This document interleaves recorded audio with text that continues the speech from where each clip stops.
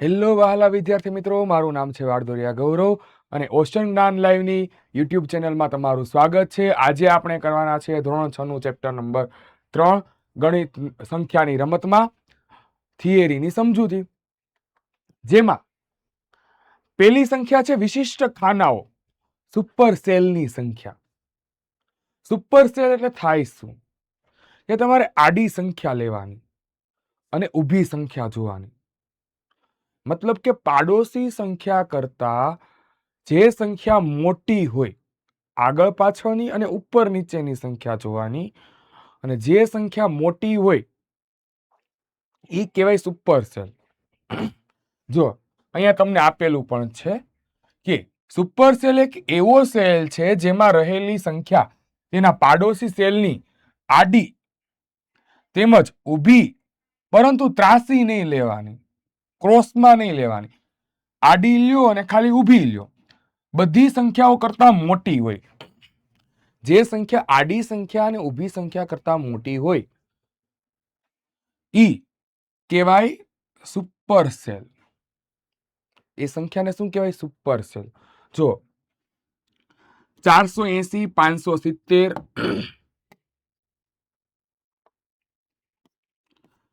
572, 396, 684, 597, 704, 698. અહીં તમને 7 સંખ્યા આપેલી છે, જેમાં 480, 572 અને 396 માં મોટી છે 572. બાજુની બે કરતા વચ્ચેની સંખ્યા કેવી છે? મોટી છે. એ સુપર સેલ થઈ. અહીંયા 396, 684 અને 597. 684 કેવા કહેવાય? મોટા કહેવાય. પછી 597, 704 અને 698. 704 કેવા કહેવાય? મોટા. એવી જ રીતના ઊભા તરી આપણે ઊભી ગોઠવી નાખીએ. 597, 704 અને 698, જેમાં આ સંખ્યા કેવી છે? મોટી છે. એને કહેવાય સુપર સેલ. ઊભી અને આડી હરોળમાં જે સંખ્યા આજુબાજુની સંખ્યા કરતા મોટી હોય એ વચ્ચેની સંખ્યાને કહેવાય સુપર સેલ. એ સંખ્યા ક્યાં આવે? વચ્ચે, જેને શું કહેવાય? Super cell. આ ગ્રીડમાં 572 સુપર સેલ છે, કારણ કે 480 અને 396 કરતા કેવા છે? મોટા છે. આ બંને સંખ્યા કરતા 572 મોટા છે. એવી જ રીતના 684 પણ મોટા છે, કારણ કે 396 અને 597 કરતા 684 મોટા છે, જેને કહેવાય સુપર સેલ. એવી રીતના 597 અને 698 કરતા 704 મોટા છે, જેને કહેવાય સુપર સેલ સંખ્યા. એવી જ રીતના તમને આપેલી છે અંકોની રમત. અંકોની રમતમાં 0 થી 9 સુધીના અંકો મોટી સંખ્યાઓ બનાવે છે. અંકો એ બધી સંખ્યાઓની રચનાત્મક એકમ છે. આ અંકો છે ને, એ બધી સંખ્યાઓની રચનાત્મક એકમ છે. કારણ કે કોઈ પણ સંખ્યા તમે લઈ લો, 121 લ્યો કે 506 લ્યો કે પછી 9253 લ્યો, આવશે શું? 0 થી 9 વચ્ચેની સંખ્યા. એટલે એને કહેવાય રચનાત્મક એકમો. 0 થી 9 વચ્ચેની સંખ્યાને શું કહેવાય? રચનાત્મક એકમોનો ભાગ છે. 1 થી 9 સુધીની એક અંકની સંખ્યા કેટલી આવશે? 9 આવશે. 1 થી 9 સુધીના એક અંકોની 9 સંખ્યાઓ હોય છે. એક અંકની સંખ્યા કેટલી આવશે? 9. જેમાં 1, 2, 3, 4, 5, 6, 7, 8, 9 હોય. બે અંકોની સંખ્યા ક્યાંથી ચાલુ થાય? 10 થી 99. પૂરી ક્યાં થાય? 99. તો 10 થી 99 વચ્ચે કુલ બે અંકોની સંખ્યા કેટલી હશે? 90. એવી જ રીતના 100 થી 999 સુધીમાં 3 અંકની 900 સંખ્યા હશે. જ્યારે 1000 થી 9999 વચ્ચે 4 અંકની 9000 સંખ્યા હશે. આમાં 9 સંખ્યા, એક અંકની 9 સંખ્યા, બે અંકની કીધી હોય એટલે 9 ની બાજુમાં 1 0 મૂકી દેવાનો. 3 અંકની કીધી હોય 9 ની બાજુમાં 2 0, 3 અંક થઈ ગયા. 4 અંકની કીધી હોય 9 ની બાજુમાં 3 0. આવી રીતના તમે યાદ રાખી શકો કે એક અંકની 9 સંખ્યા હોય, બે અંકની 90 સંખ્યા હોય, 3 અંકની 900 સંખ્યા હોય, 4 અંકની 9000 હોય, 5 અંકની 90000, જે 10,000 થી 99,999 સુધીની સંખ્યામાં 5 અંકની 90 સંખ્યા આવે. 5 અંકની સૌથી પ્રથમ નાનામાં નાની સંખ્યા કઈ? 10,000. અને સૌથી મોટામાં મોટી સંખ્યા કઈ? 9,999. એની વચ્ચે 5 અંકની સંખ્યાઓ કેટલી આવે? 90,000. આમ સંખ્યાના અંકોનો સરવાળો એ સંખ્યામાં રહેલા પ્રત્યેક અંકોનો સરવાળો છે. સંખ્યાના અંકોનો સરવાળો એ શું છે? પ્રત્યેક અંકોનો સરવાળો. જેમ કે 423 માટે અંકોનો સરવાળો 4, 2, 3, 9 છે. સંખ્યા કઈ લીધી? 4, 2, 3. જેમાં અંકોનો સરવાળો કરો તો જવાબ કેટલો આવશે? 4, 2 ને 3. જવાબ કેટલો આવશે? 9. ઓકે, ચાલો. એના પછી ઘડિયાળ અને કેલેન્ડરની સંખ્યાઓ. ઘડિયાળ અને કેલેન્ડરની સંખ્યાઓ. પહેલા છે પેલિડ્રોમિક સમય સંખ્યા. પેલિડ્રોમિક સમય સંખ્યામાં કરવાનું શું? મિનિટના અંકો એ કલાકના અંકોનું દર્પણ ચિત્ર છે. જો પેલા કલાક આવે, 12 કલાક છે, એનું દર્પણ ચિત્ર એટલે ઊંધું કરો. 21. 12 કલાક ને 21 મિનિટ, આને કહેવાય પેલિડ્રોમિક સમય. 5 વાગ્યા છે, 50 મિનિટ થઈ. જુઓ ઊંધું થયું ને. 10 વાગ્યા છે અને 1 મિનિટ, આને કહેવાય પેલિડ્રોમિક સમય. એવી જ રીતના પેલિડ્રોમિક કેલેન્ડર લ્યો.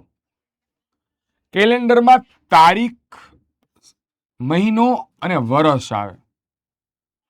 અને 2 અંકમાં લ્યો તો તારીખ, મહિનો અને સીધો 2 અંકમાં વર્ષ. તો સ્વરૂપે લખતા આગળની અને પાછળની થી વંચાતા સમાન લાગે. આગળ અને પાછળથી વાંચો તો સમાન લાગે.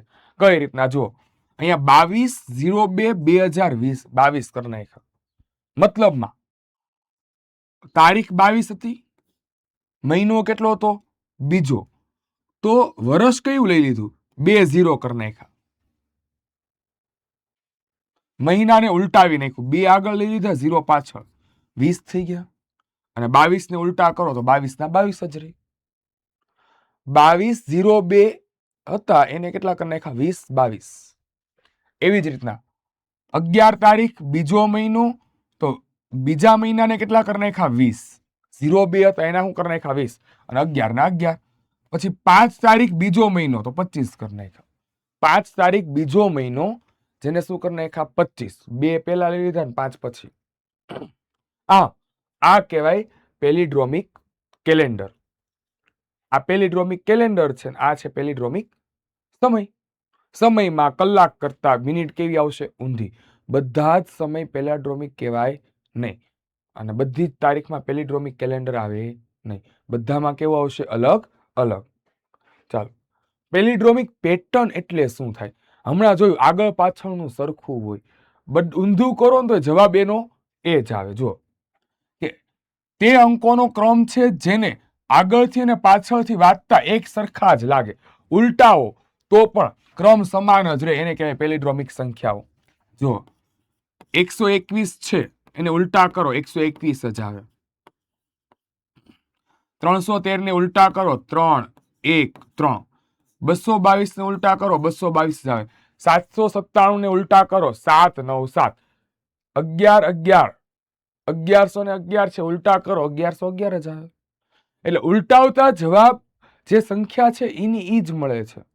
સંખ્યાને ઉલટાવતા આપેલી સંખ્યા જ મળે છે, તો તેને કહેવાય પેલિડ્રોમિક પેટર્ન. ચાલો, એના પછી આવશે મૌખિક ગણિત. મૌખિક ગણિતમાં તમને 25,000 આપેલા છે. આમાં કરવાનું શું? તમારે કોઈ પણ અંકોનો સરવાળો અને બાદબાકી કરીને તમારે જવાબ મેળવવાનો. તો જો અહીંયા 25,000 આપેલા છે, તો 25,000 મેળવવા કર્યું શું? 10,000 2 વાર ને 5,000 એક વાર, થઈ ગયા 25,000. એવી જ રીતના 25,000 કરવા બીજી વાર શું કર્યું? 15,000 ને 10,000 નો સરવાળો. 25,000 કરવા માટે 5,000 કેટલી વાર લીધા? 5 વાર. અને હજી એક કરવું હોય તો 20,000 પ્લસ 5,000. બાદ બાકી કરવી હોય તો 10,000 3 વાર લ્યો, માઇનસ 5,000 કરો. ઉદાહરણ તરીકે આપણે 12,000 લઈએ. તો 6,000 2 વાર કરશું તો એ 12,000 થયા. 10,000 ને 2,000 નો સરવાળો 12,000 થાય. 5,000 2 વાર કરશું અને પ્લસ 2,000 તો એ 12,000 થાય. પછી 2,000 6 વાર કરો ને તો એ 12,000 થાય. 2,000 કેટલી વાર લખવાના? 6 વાર.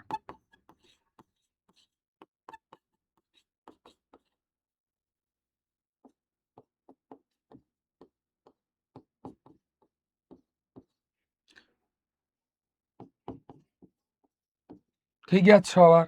તો જવાબ કેટલો આવ્યો? 12,000. આ કહેવાય તમારું મૌખિક ગણિત. આપણે કઈ રીતના 12,000 આવે છે ડાયરેક્ટ ગણીને તમે કહી શકો છો, જેને કહેવાય મૌખિક ગણિત.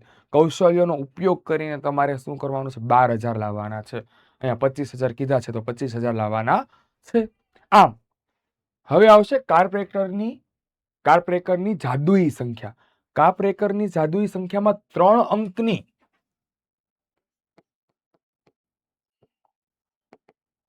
3 અંકનો અચળાંક આવશે 495. જ્યારે 4 અંકનો અચળાંક આવશે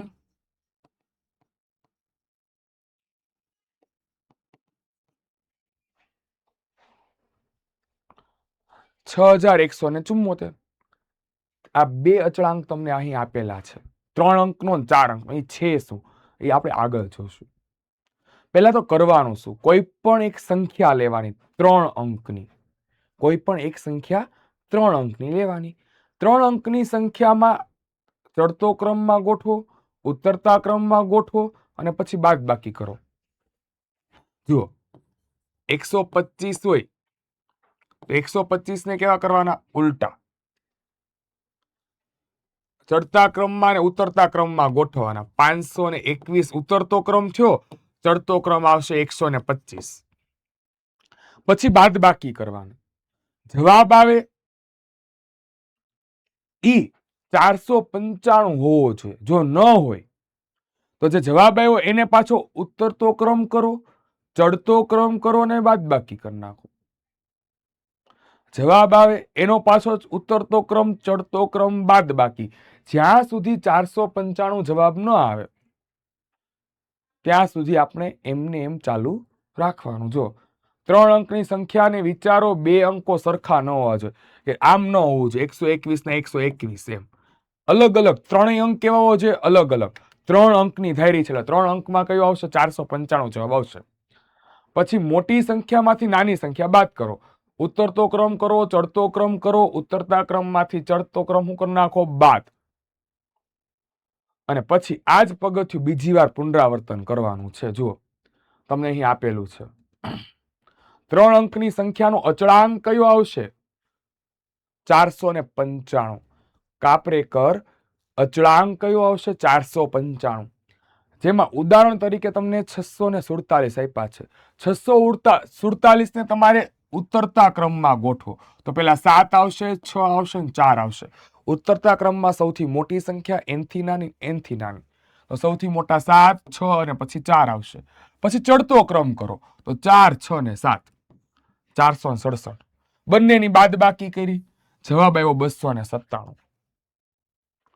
297 જે જવાબ આવ્યો એનો ઉતરતો ક્રમ ને ચડતો ક્રમ કરવાનો. પછી બંનેની પાછી શું કરવાની? બાદબાકી. જવાબ કેટલો આવશે? 693. એવી જ રીતના 693 ને ઉતરતા ક્રમમાં ચડતા ક્રમમાં ગોઠવો. બંનેની શું કરી નાખવાની? બાદબાકી. જવાબ કેટલો આવ્યો? 594. 594 ને પાછા ઉતરતા ક્રમમાં અને ચડતા ક્રમમાં ગોઠવો. બંનેની બાદબાકી કરો. જવાબ કેટલો આવ્યો? 495. હવે હજી જો આ તો આપણને જવાબ મળી ગયો 495. અહીંયા આપણો આ દાખલો પૂરો થાય. પણ જો તમારે હજી કરવું હોય તો 495 ને તમે જયારે ઉતરતા અને ચડતા ક્રમમાં ગોઠવો છો, 495 ને ચડતા અને ઉતરતા ક્રમમાં ગોઠવી બાદબાકી કરશો ને તો પાછો 495 જવાબ આવશે. એટલે દર સમયે હવે જ્યારે તમે ચડતો ઉતરતો ક્રમ કરશો તો જવાબ કેટલો આવશે? 495. એકવાર 495 આવી ગયા ત્યારબાદ તમે જ્યારે તેને ઉતરતા અને ચડતા ક્રમમાં ગોઠવીને બાદબાકી કરશો તો જવાબ તમારો કેટલો આવશે? 495 જ આવશે. એટલે 495 તમારો અચળાંક થઈ ગયો. 495 પછી બીજી એક પણ સંખ્યા તમને મળશે નહીં. આમ તમે આપેલી સંખ્યાને ઉતરતા ક્રમમાં અને ચડતા ક્રમમાં ગોઠવીને બાદબાકી કરો. જે જવાબ આવે છે એને પાછા ઉતરતા અને ચડતા ક્રમમાં ગોઠવીને બાદબાકી કરો. પાછો જે જવાબ આવે છે ને ઉતરતા ક્રમમાં અને ચડતા ક્રમમાં ગોઠવીને બાદબાકી કરો. જ્યાં સુધી 495 જવાબ ન આવે ત્યાં સુધી આમને આમ આ જ પ્રક્રિયાનું શું કરતું જવાનું? પુનરાવર્તન. આમ ગણતરી કેવી છે? પુનરાવર્તિત થશે. એકને એક બીજી વાર કરવાનો. ઉતરતો ક્રમ, ચડતો ક્રમ, બાદબાકી. જવાબ આવ્યો ચડતો ક્રમ, ઉતરતો ક્રમ, બાદબાકી. પાછો જવાબ આવ્યો અને ઉતરતો ક્રમ, ચડતો ક્રમ, બાદબાકી. તમારો 3 અંકનો અચળાંક કાપરેકર અચળાંક કેટલો આવશે? 495. એવી જ રીતના 4 અંક માટે 6174 6174 અચળાંક છે. કેટલો છે? 6174 6174. એ તમારો 4 અંકનો કાલ્પરેકર અચળાંક છે. જેવું 3 અંકની સંખ્યામાં કર્યું હતું ને એવું જ કેમાં કરવાનું? 4 અંકની સંખ્યામાં. કે તમારું ઉદાહરણ તરીકે 7652 લીધા. ઓલામાં 3 અંકને ઉતરતા ક્રમમાં ગોઠવતા, ચડતા ક્રમમાં ગોઠવતા અને બાદબાકી કરતા. અહીંયા 4 અંકને ઉતરતા ક્રમમાં ગોઠવો, ચડતા ક્રમમાં ગોઠવો અને બાદબાકી કરો. પ્રોસેસ સેમ જ છે. જેવું 3 અંકમાં થાય એવું જ 4 અંકમાં થાય.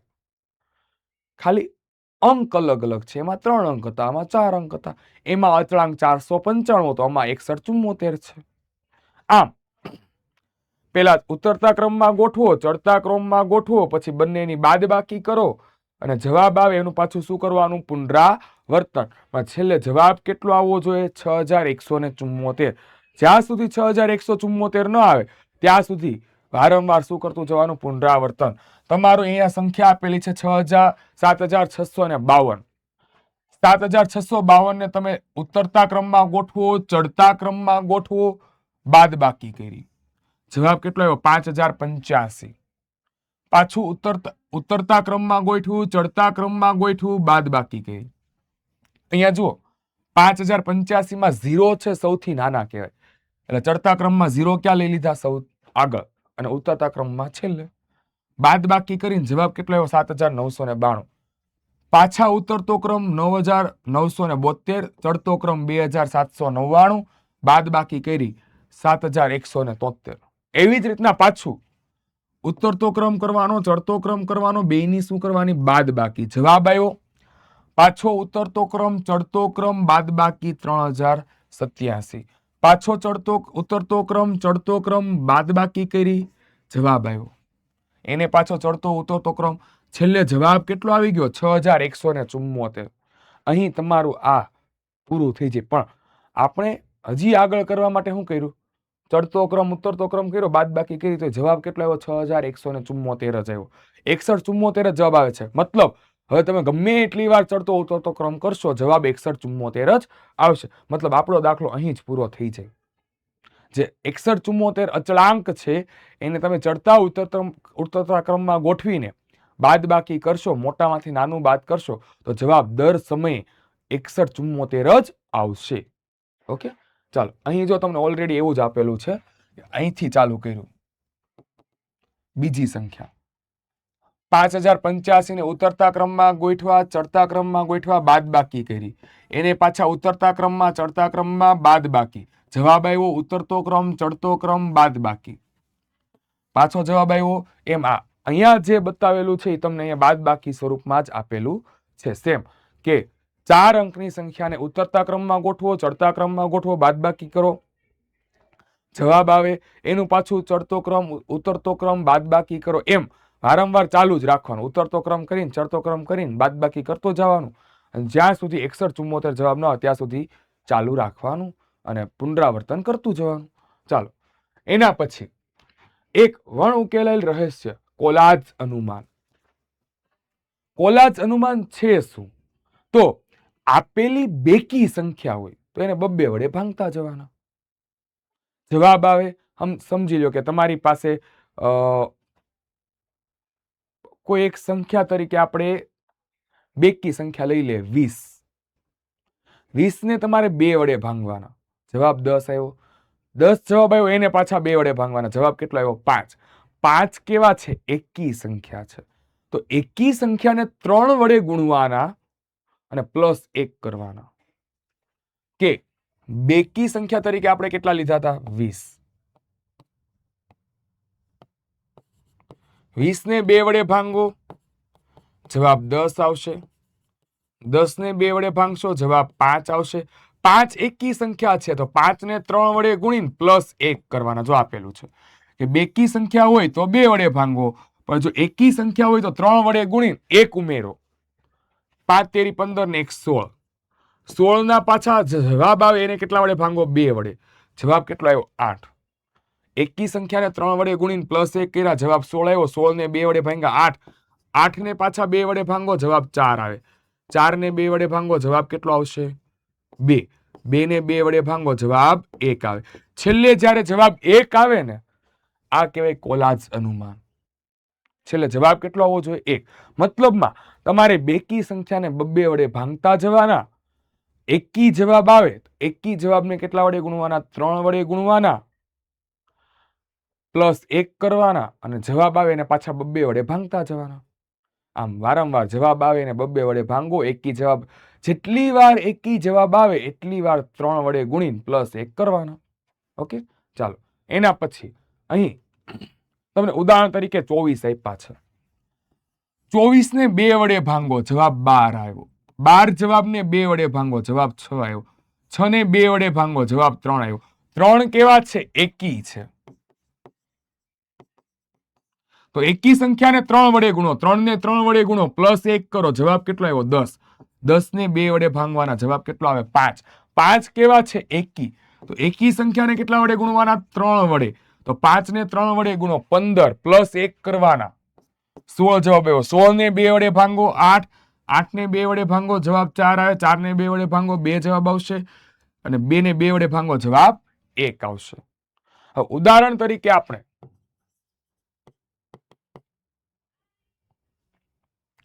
એકી સંખ્યામાં 9 લઈએ.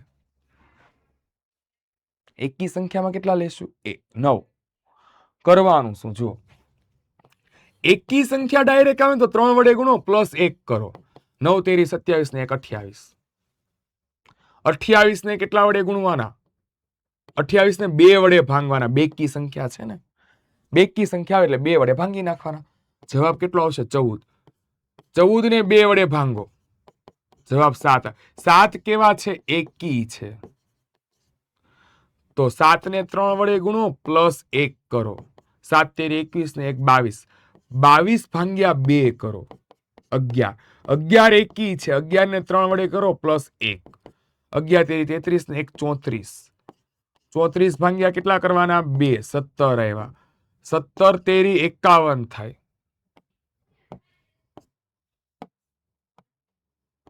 એકી સંખ્યાને કેટલા વડે ગુણવાના? 3 વડે, +1 કરો, 52 થઈ ગયા. 52 ભાંગ્યા કેટલા કરવાના? 2. 26 આવે. 26 ને પાછા કેટલા વડે ભાંગવાના? 2 વડે. જવાબ કેટલો આવે? 13. 13 ને પાછા 3 વડે ગુણો. 13 ને 3 વડે ગુણો, +1 કરો. 13 તેરી 39 ને કેટલા થાય? 40. 40 ને 2 વડે ભાંગો, જવાબ આવશે 20. 20 ને 2 વડે ભાંગો, જવાબ આવશે 10. 10 ને 2 વડે ભાંગો, જવાબ આવશે 5. 5 સુધી આવી ગયું. હવે આગળ કરીએ. 5 ને 3 વડે ગુણો, +1 કરો, જવાબ કેટલો આવશે?